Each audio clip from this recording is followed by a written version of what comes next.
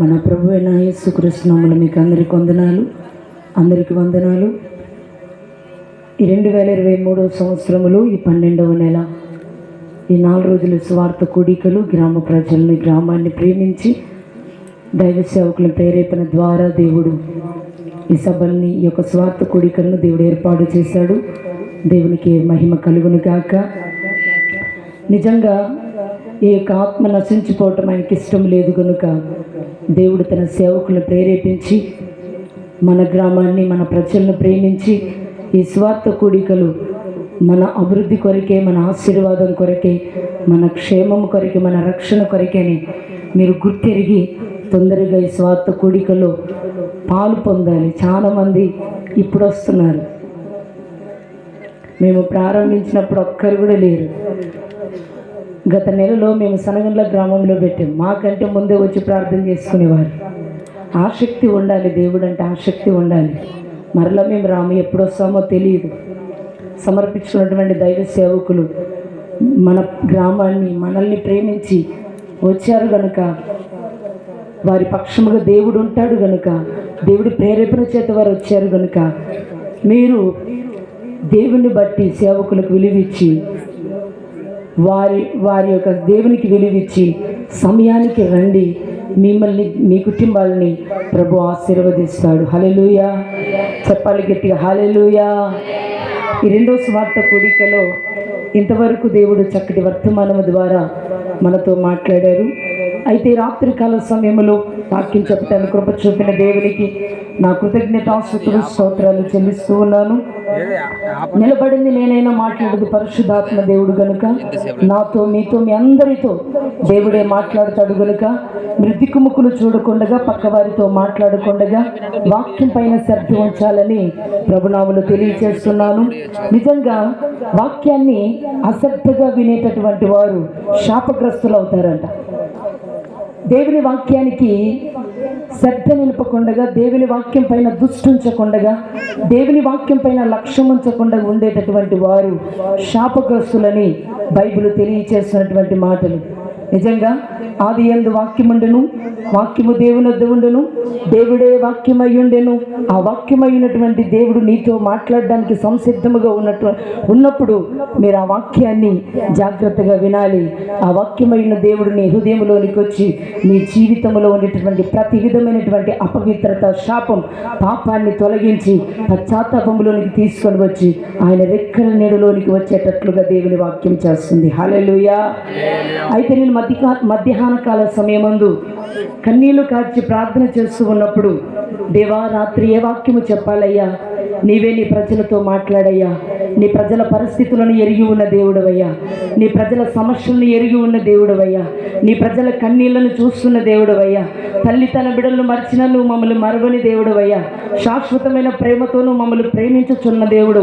మా కొరకే కలువరి శిలువలో ప్రాణం పెట్టి రక్తము కార్చిన దేవుడవయ్యా. నీలా ప్రేమించిన వారి లోకములు ఎవరు లేరయ్యా. ఈ రాత్రి నీ బిడ్డలను ఉద్దేశించి, అయ్యా, నీ పిల్లలను ఉద్దేశించి నీ వాక్యము ద్వారా మాట్లాడు ప్రభువా అని నేను విలపించి ప్రార్థించి కన్నీరు కారుస్తున్నప్పుడు దేవుడు కొన్ని విషయాల్ని దేవుడు చూపించాడు. అందుకే పరిశుద్ధాత్మ దేవుడు వాక్యాలు మీకు చూపిస్తూ ఉన్నప్పుడు మీరు జాగ్రత్తగా దేవుని వాక్యాన్ని వినాలని ప్రభునామములో తెలియచేస్తున్నాను. వాక్యములోనికి వెళదాము. ఆదికాండం 12వ అధ్యాయము మొదటి వాక్యాన్ని మనము చూసినట్లయితే, అక్కడ చదివినట్లయితే, యెహోవా, నీవు లేచి నీ దేశము నుండియో, నీ బంధువుల యొద్ద నుండియో, నీ తండ్రి యొద్ద నుండియో బయలుదేరి నేను నీకు చూపించు దేశమునకు వెళ్ళుము. నిన్ను గొప్ప జనముగా చేస్తాను, నిన్ను ఆశీర్వదిస్తాను, నీ నామమును గొప్ప చేస్తాను. హల్లెలూయా చెప్పాలి గట్టిగా, హల్లెలూయా. నిజంగా దేవుడు అబ్రహాముతో మాట్లాడుతున్నాడు. ఏమంటున్నాడంటే, అబ్రహాం, నీ దేశము నుండి, నీ బంధువుల యొద్ద నుండి, నీ ఇంటి నుండి నువ్వు బయలుదేరి నేను చూపించు కానాను దేశానికి వెళ్ళాలి. ఆ కానాను దేశానికి నువ్వు వెళ్ళాలి. నీవు, నీ భార్య నా పని చేయటానికే, నా సువార్త ప్రకటించటానికే నా కొరకే నేను చూపించు కానాను దేశానికి వెళ్ళాలి. నువ్వు నా మాట విని నువ్వు కానాను దేశానికి వెళ్ళావనుకో, నీ దేశాన్ని, నీ బంధువులని, నీ ఇంటిని విడిచిపెట్టి నువ్వు వెళ్ళావనుకో, నిన్ను గొప్ప జనముగా చేస్తాను, నిన్ను ఆశీర్వదిస్తాను, నీ నామమును గొప్ప చేస్తాను. హల్లెలూయా. చెప్పాలి గట్టిగా, హల్లెలూయా. 75 ఏండ్లకి ఆయన సేవకి వెళ్ళిపోయాడు. దేవుడు దర్శించి మాట్లాడినటువంటి కాలములో ఆయన 75 ఏండ్లకు భార్యను శారాను తీసుకొని ఆయన కానానికి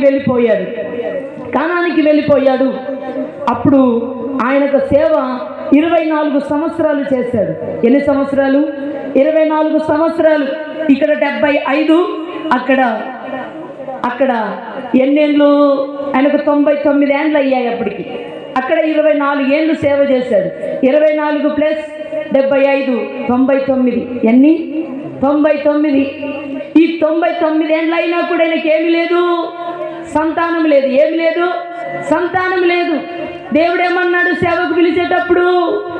నీవు నీ దేశమును విడిచిపెట్టు, నీ బంధువులను విడిచిపెట్టు, నీ ఇంటిని విడిచిపెట్టు, నేను చూపించే దేశానికి వెళ్ళు, నిన్ను గొప్ప జనముగా చేసి నిన్ను ఆశీర్వదిస్తాను, నీ నామమును గొప్ప చేస్తాను అని దేవుడు అతనితో మాట్లాడాడు. కానీ ఇతనికి 24 సంవత్సరాలు సేవ చేసిన ఇతనికి సంతానం లేదు. ఏమి లేదు?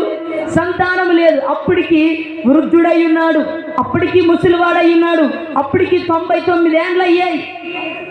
ఆయన బాధపడుతున్నాడు. దేవుడు నాకు నేను సేవకు రమ్మంటే వచ్చాను, ఆయన మాట విన్నాను, ఆయన నన్ను ఆశీర్వదించి గొప్ప జనముగా చేస్తానన్నాడు, నా నామాన్ని గొప్ప చేస్తానన్నాడు, అయితే నాకు సంతానం లేదే అని బాధపడుతూ దిగులు పడుతూ చింతిస్తూ ఉన్నటువంటి కాలములో దేవుడు అతనికి ప్రత్యక్షమై అతనితో స్పష్టంగా మాట్లాడుతూ ఉన్నాడు. హల్లెలూయా.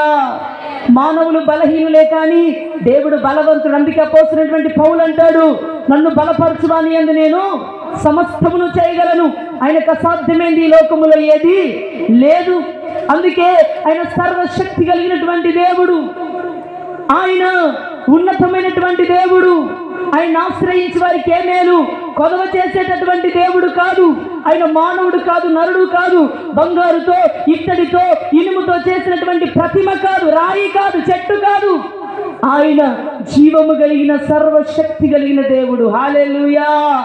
ఆయన మాట ఇచ్చేది నెరవేర్చుటకు సమర్థుడు, శక్తి కలిగిన దేవుడు. అందుకే 99 ఏండ్లైనటువంటి అబ్రహాముతో దేవుడు ఏమని మాట్లాడుతున్నాడో అదే ఆదికాండం 17వ అధ్యాయం 1వ వాక్యాన్ని చదవండి.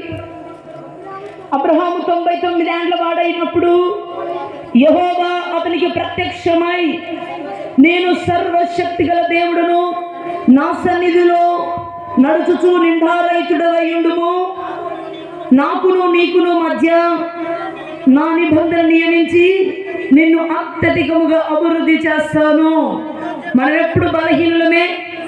ఎప్పుడైతే మనం బలహీనులమో అప్పుడే బలవంతులుగా ప్రభు మారుస్తాడు.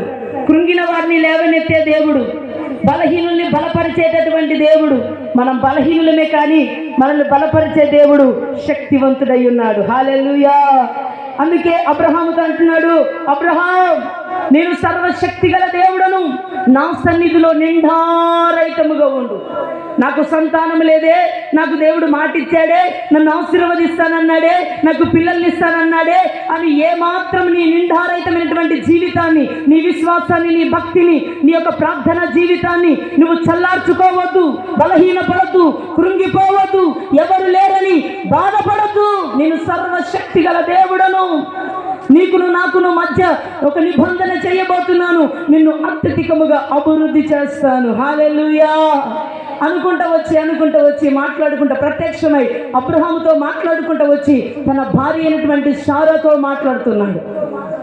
అబ్రహాముకే చెప్తున్నాడు, తన భర్తకే చెప్తున్నాడు భార్య గురించి. ఏమని చెప్తున్నాడు? కింద 15వ వచనాన్ని చదవండి. మరియు దేవుడు భార్య అయిన శారాయి పేరు శారాయి అనవద్దు, ఏలయనగా ఆమె పేరు శారా, నేను ఆమెను ఆశీర్వదించి ఆమె వలన నీకు కుమారుణ్ణి కలుగు చేసేదను. నేను ఆమెను ఆశీర్వదించి ఆమె జనమునకు తెల్లగునట్లును జనుల రాజులను ఆమె వలన కలుగుదురని అబ్రహాముతో చెప్పాను. చాలండి. దేవుడు అబ్రహాముతో తన భార్య అయినటువంటి శారాయి అనవద్దు, ఆమె పేరు శారా. నేను ఆమెను ఆశీర్వదించబోతున్నాను. ఆమె నిందలను, ఆమె అవమానాలను, ఆమె కన్నీటిని నేను రద్దు చేసి ఆమెకు ఒక కుమారుని ఇవ్వబోతున్నాను. కొట్టని చప్పట్లు గట్టిగా. హల్లెలూయా. ఆమె నిందలను, ఆమె అవమానాలను నేను జ్ఞాపకము చేసుకున్నాను.